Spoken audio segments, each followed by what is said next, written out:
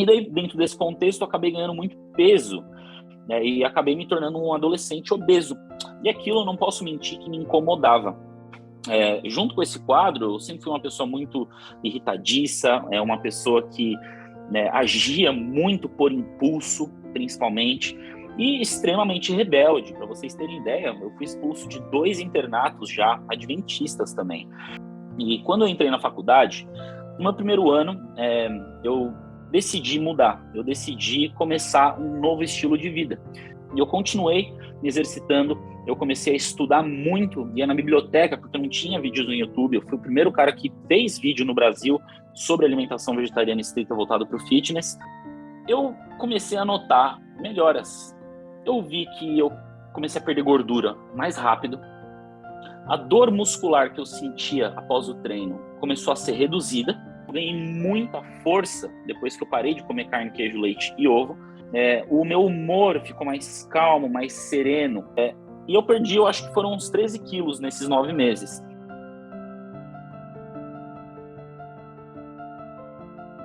Amém.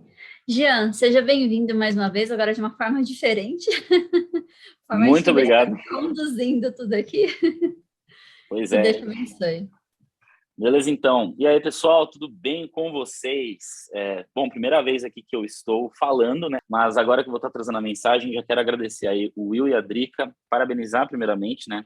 Na glória de Deus, por estar começando e fazendo esse ministério crescer cada vez mais. E agradeço também o convite, tá? Para mim, eu não canso de falar sobre saúde, não canso de falar como Deus transformou minha vida por meio de um conhecimento que muitas vezes é banalizado, né?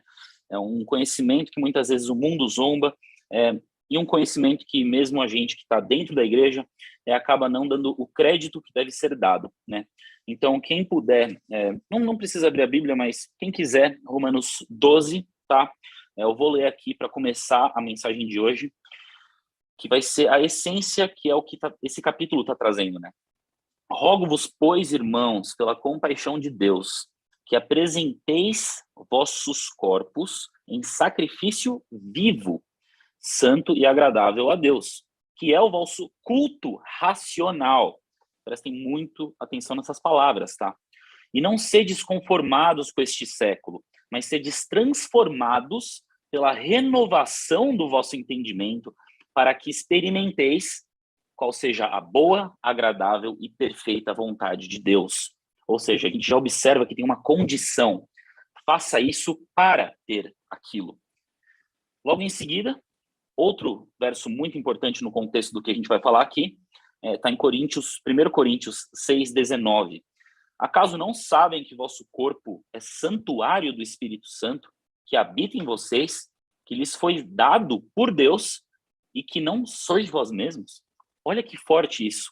E finalizo com o último verso, que é: portanto, quer comais, quer bebais, faça tudo para a honra e glória de Deus. 1 Coríntios 10, 31. Com isso em mente, meus irmãos, eu vou contar um pouquinho da minha história para vocês entenderem o meu contexto, que inclusive explica a minha razão de estar aqui. Para quem não me conhece, meu nome é Giancarlo Edler, eu sou graduado em Psicologia e Técnica em Nutrição. Tenho um canal no YouTube que eu ensino sobre alimentação vegetariana estrita, voltada para o condicionamento corporal, no caso para emagrecimento ou ganho muscular.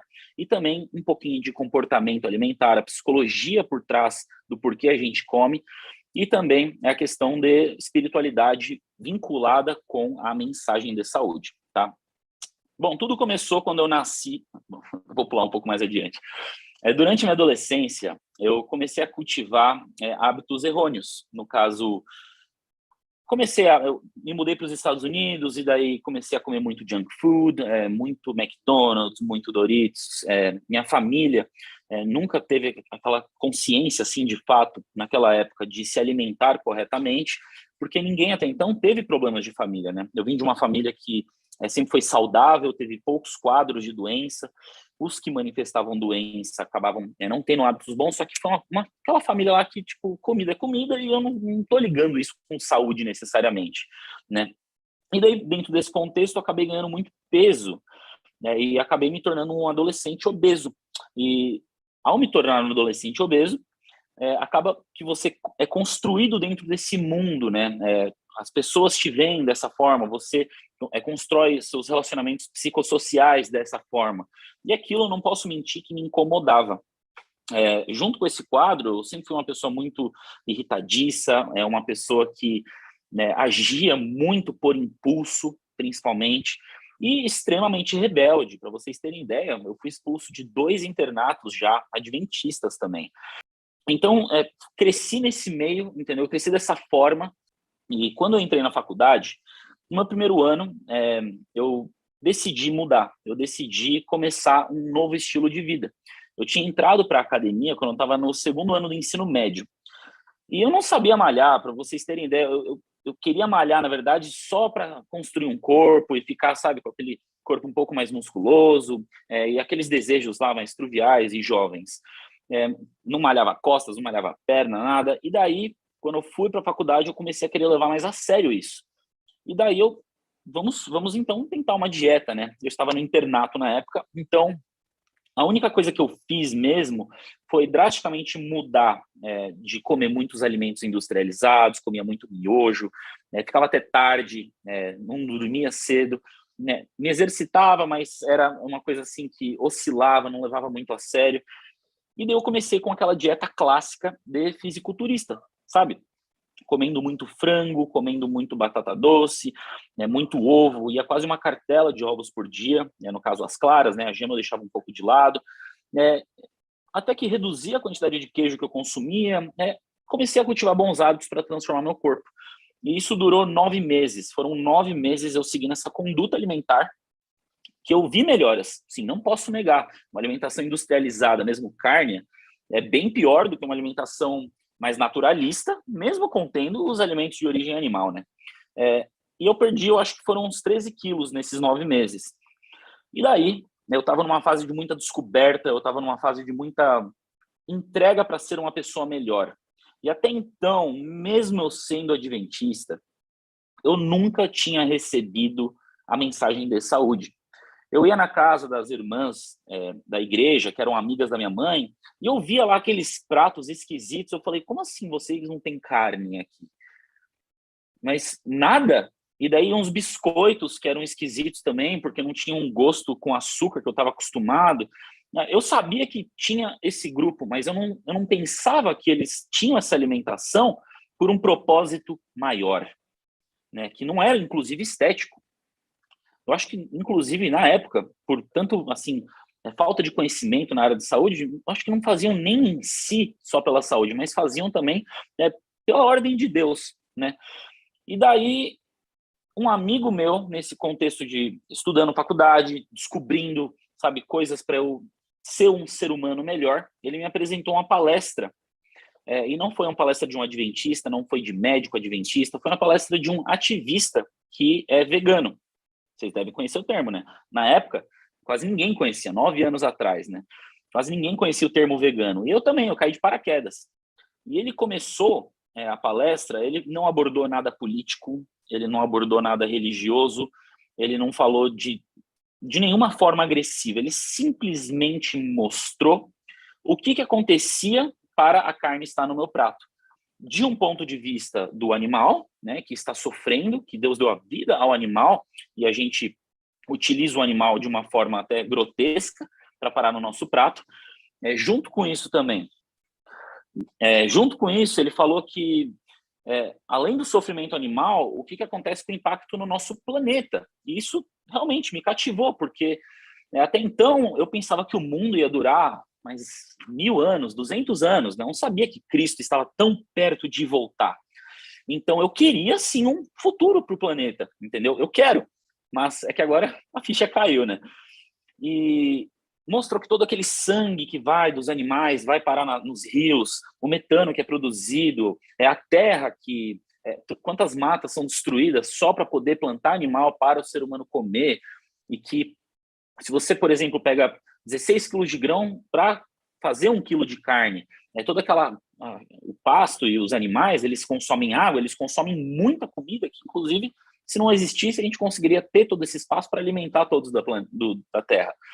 E aquilo foi, sabe, cada vez mais abrindo a minha mente. E dele começou a tocar no ponto de saúde. E daí eu vi que, olha, é possível ser vegetariano. Se eu não quiser contribuir com a morte de algum animal, eu não preciso. E isso abriu uma grande luz, porque eu senti pena dos animais, eu senti medo pelo que ia acontecer com o mundo, e eu vi que eu conseguia, sim, inclusive, ter muito mais saúde se eu abnegasse esse tipo de hábito e comportamento. E daí foi uma virada de chave automática. Eu olhei para o meu amigo, Peterson Fortes, falei, cara, vamos parar. E a gente entrou nessa junto. Ele perdeu, acho que uns 20 quilos, e eu continuei malhando, né? Perdeu, emagreceu, ele estava acima do peso, e eu continuei treinando, né? Eu falei, tá, eu não quero ficar magro, porque eu já vi o pastor na igreja lá, aquele senhorzinho super magrinho, ensinando sobre essas coisas, né? E falando de saúde e alimentação, e eu nunca dava ouvidos, porque era incongruente para mim, entendeu? Eu não queria ter um físico que apresentasse definhado, por exemplo. Pouco eu sabia que não é necessário isso. E eu continuei me exercitando, eu comecei a estudar muito, ia na biblioteca, porque eu não tinha vídeos no YouTube, eu fui o primeiro cara que fez vídeo no Brasil sobre alimentação vegetariana estrita voltada para o fitness, então comecei a estudar sobre nutrição, e estudar sobre como que o corpo consegue sim sintetizar a proteína vegetal e tudo isso, tá? O que aconteceu? Eu comecei a notar melhoras. Eu vi que eu comecei a perder gordura mais rápido. A dor muscular que eu sentia após o treino começou a ser reduzida. E o treino não foi suficiente, né? Então, eu aumentava o peso, eu ganhei muita força depois que eu parei de comer carne, queijo, leite e ovo. E o desenvolvimento de força, a falta de dor no músculo pós-treino, o meu humor ficou mais calmo, mais sereno. E o que mais? Minha pele melhorou, meu intestino melhorou, ele se regulou. E eu comecei a ver que eu estava ficando muito, muito, muito saudável. Sabe, a pele corada, tudo estava... E eu comecei a advogar nessa causa. Eu falei, pessoal, eu parei de comer carne. Nossa, Jean, mas você tá mais malhado. O que está acontecendo? E eu falei, cara, eu não sei. Eu só sei que é possível na época era um pouco mais agressivo na minha fala, né? Você tá matando animais de uma forma desnecessária. Você tá comendo um bicho morto. Agora, por que não pegar o seu alimento diretamente da terra? Porque a vaca, ela constitui a carne dela, a galinha, com o que ela está comendo, as plantas. Então, por que ter o seu alimento de segunda mão? E na época eu fiquei, sabe, aquele revoltado militante em prol da causa, entendeu? Para tentar salvar o mundo. E, bom, a coisa foi escalando, a coisa foi crescendo, e depois de uns 2, 4 meses seguindo essa dieta, que eu me esbarrei nesse livro aqui, que minha mãe tinha me dado, estava lá largado, entendeu? Todo empoeirado, e eu comecei a ler. E daí eu vi, né? Não fui logo no primeiro capítulo, eu fui nos capítulos de proteína, no capítulo de lipídio, capítulo sobre jejum, e eu vi as datas que estão ao lado de algumas das citações, né? A gente vê aqui 1897, 1900 e etc. 100 anos atrás, tinha um livro de uma escritora esquisita na minha mente, que estava falando coisa que a ciência ainda estava começando a provar. E era um livro de uma escritora da minha igreja. E aí eu falei, uau, que da hora, que legal, vamos ler. Só que eu não curtia muito ler. Inclusive, até hoje, eu não gosto muito. Eu prefiro muito áudio, né? Em áudios. Parece que eu internalizo mais o conceito. Então, na época, eu escutei áudio do livro da Ellen White, O Conselho sobre Regime Alimentar, que foi o primeiro, assim, muito rápido, e aquilo veio como um refrigério. É como se eu tivesse respirado, assim, pela primeira vez na minha vida, porque me deu paz saber que tanta luz foi revelada. Só que até então, eu não sabia do contexto espiritual que a gente estava vivendo. Eu não sabia, era aquele adventista que não tinha conhecimento profético, eu não tinha noção da fase. Eu sabia que estava no tempo do fim, porque todo mundo falava, mas eu não via isso. E eu preciso ver para acreditar em muitas coisas. E daí, na época, acho que foi a renúncia 2015, não, começo de 2015, que teve a renúncia papal, e eu comecei a estudar alguns sermões, eu comecei a ver coisas acontecer, e daí eu estudei tanto que caiu a ficha, eu falei, as peças estão já prontas para acontecer um possível decreto dominical, futuramente. Tem coisas acontecendo no mundo que nunca aconteceram, como o Papa ter ido até os Estados Unidos e tudo. Eu estou falando de profecia aqui, pessoal, porque a alimentação tem que ser mudada não para você transformar o seu corpo. Isso é um ponto. Não só para você ter saúde. Porque vamos lembrar da história de Jó. Se Jó comesse perfeitamente, começasse a aparecer um monte de úlcera. E aí? A questão é, o que está em jogo? Por que nós estamos aqui? Por que você, que talvez esteja me ouvindo, que é adventista, por que você é adventista? Por que você vai para a igreja? Você se pergunta isso? E a resposta dessa pergunta é o motivo do porquê comer bem. É o motivo do porquê a gente está querendo melhorar a nossa vida, melhorar o nosso caráter. Então, profecia anda lado a lado com isso, porque adventistas estamos aguardando o advento de Cristo, o segundo advento de Cristo. Então, como que a gente vai apresentar o nosso corpo no grande dia da vinda do nosso Pai? É essa pergunta que você tem que se fazer e é essa preocupação que você tem que ter durante a vida. E quando eu estudei a profecia, reavivou minha fé como nunca antes em toda a minha vida. Em toda a minha vida. Porque eu vi o quão breve estava para o mundo chegar a um fim. Eu vi que eu não estava nem um pouco preparado. E eu vi que eu tinha muito, muito, muito para aprender. Automaticamente, num piscar de olhos, eu transformei tudo. E eu comecei a estudar outros livros da Ellen White, como A História da Redenção, que livro mágico, que mostra como foi a queda do homem. Muitos que não acreditam em Cristo, ou, sabe, tem aquela visão superficial, tem porque não sabem como foi a queda de Lúcifer e do homem, que levou a gente a viver o que a gente vive hoje. Deus é bom, existe sofrimento, e ele é todo-poderoso. Então, é um trilema, né? Por que Deus é todo-poderoso e o mal existe? Então, ele está deixando o mal acontecer. E essas perguntas foram respondidas para mim. Eu vi que Deus é um ser que gosta de dar liberdade para nós. E ele não vai forçar a gente a fazer nada que a gente não queira. E a gente vê isso em toda a história da Bíblia. Inclusive com o povo de Israel. O povo de Israel era preso no Egito. Eles fugiram do Egito pela graça de Deus. Deus abriu o mar. Eles viram maravilhas e pragas, foram libertos da escravidão, mas, ao trilhar o deserto, o que aconteceu? Começaram a resmungar. A gente está cansado desse maná, a gente não quer, a gente quer carne, a gente quer carne. Deus é tão, tão, tão bom, que Deus até deu. Só que, o que aconteceu? Multidões morreram por doenças. Deus não deu a mensagem que está nesse livro, ou Deus não deu as orientações alimentares que estão em Levíticos para te privar de qualquer coisa. Deus deu isso para te privar e te proteger de doenças e de calamidades, para você ter uma vida boa. Não é para te proteger de um sabor ou de algum gosto. O que aconteceu com a queda? Quais foram as semelhanças que eu comecei a ver com alimentação e a Bíblia? Porque uma coisa é eu ver, não, mas quem que é Ellen White? Eu quero saber da Bíblia, não quero saber da Ellen White, né? Muitas pessoas têm essa indagação também, e eu tive. Então eu fui na Bíblia, eu li a Bíblia, e eu comecei a ver o quanto que comida, eu amo alimento, pessoal, eu amo comida, amo gastronomia, então para mim é um tema muito interessante, e quando eu bati o olho eu já, sobre comida, o que fala?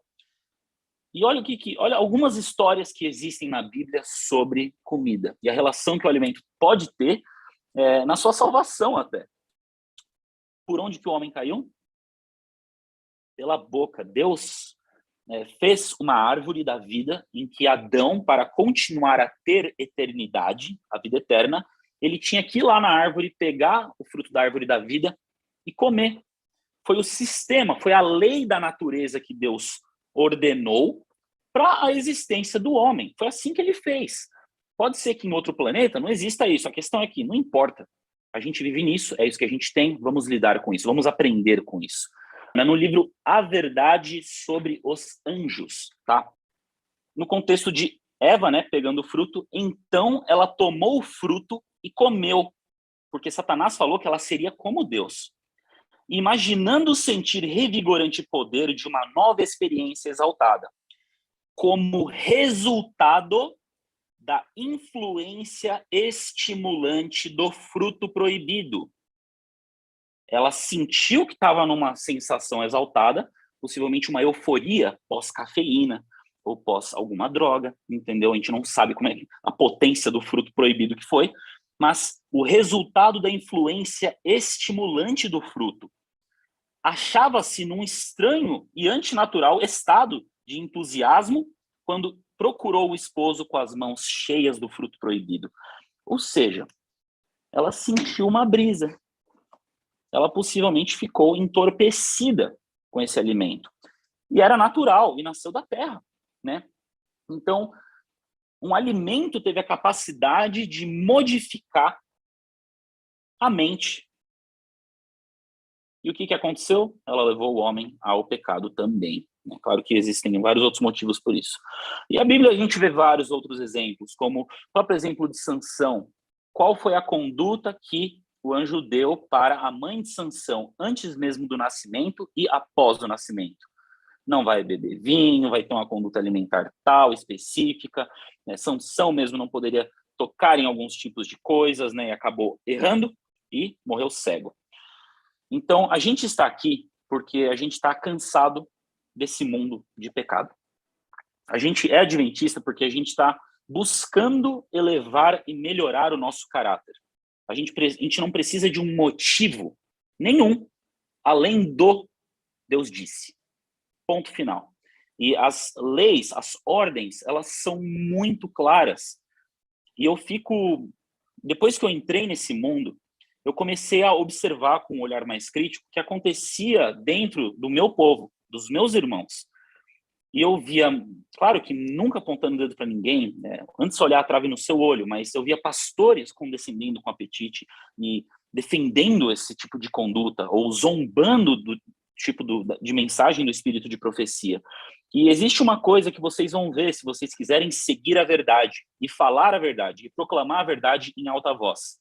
Diante de uma verdade, a raça humana vai manifestar apenas 3 coisas: aceitação, raiva ou zombaria. Ou a pessoa aceita, porque a verdade é uma espada. Ela vai dividir. Ela não vai deixar você em cima do muro. E se a verdade entra em conflito com alguma coisa que você alimentou, algum desejo carnal ou alguma vontade de satisfazer o seu próprio prazer, essa verdade vai te deixar em cima do muro e ela vai te obrigar a tomar uma decisão. E muitas vezes raiva é manifestada, ou zombaria é manifestada, por quê? A pessoa vê a verdade, só que ela não quer fazer. É algo preso, enraizado dentro da alma dela, do inconsciente dela. Então ela precisa atacar ou tirar sarro dessa verdade para poder justificar para si mesmo a própria conduta errônea. Jesus Cristo mesmo, o que aconteceu? Aceitação, zombaria e raiva. Os apóstolos, o que aconteceu? A mesma coisa, meu povo. Então, a gente não é uma maioria. É bem possível que a gente não seja até o fim desses dias. A questão é que lado que você quer estar. É muito fácil ser pecador nesse mundo. É muito fácil seguir uma vida de prazeres. Claro que vem acompanhado de muitas consequências horríveis, né? Em alguns casos não, isso a gente revolta, né? Vendo o ímpio prosperar, mas não olhe para o outro, olhe para si. Ou seja, dê graças a Deus que você ainda tem chance, dê graças a Deus que você ainda está ouvindo essa mensagem. Não é tarde para você, tá? Então, finalizo aqui da mesma forma que eu comecei. Rogo-vos, pois, irmãos, e pela compaixão de Deus, que apresenteis o vosso corpo em sacrifício vivo, santo e agradável a Deus, que é vosso culto racional. E não se conforme com este século, mas se transforme pela renovação da sua mente, para que você experimente qual que é a boa e agradável de Deus. Portanto, você não sabe que o seu corpo é santuário do Espírito Santo e que você foi comprado por bom preço? Portanto, quer comais, quer bebais ou faça qualquer coisa, faça tudo para a glória de Deus. Amém.